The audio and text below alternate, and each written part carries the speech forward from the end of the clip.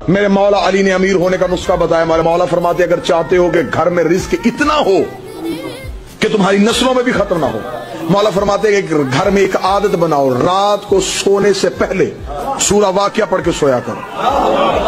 آپ اگر چاہتے ہیں نا کہ آپ کو غصہ نہ آئے، آپ کی طبیعت ذرا حشاش بشاش رہے، آپ مسکراتے ہوئے نظر آئیں، تو چند کام کریں. نہیں آئے گی مایوسی بھی نہیں آئے گی، غصہ بھی نہیں آئے گا، بہت آپ ریلیکس فیل کریں گے. ایک تو یہ کہ غسل کریں. جب آپ کے اندر غصہ یا اس طرح کی چیزوں نہا لیں.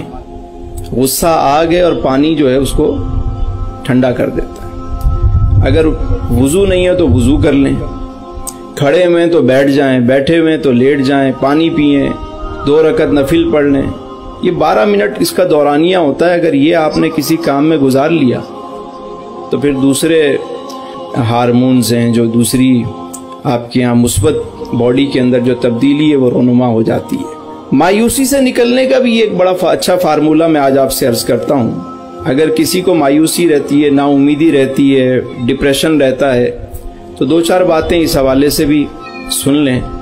وہ یہ کہ آپ ہر وقت باوضو رہیں، ہر وقت انشاءاللہ مایوسی آپ کے قریب نہیں آئے گی. مایوسی سے نکلنے کا ایک طریقہ یہ بھی ہے کہ آپ اچھی خوشبو استعمال کریں.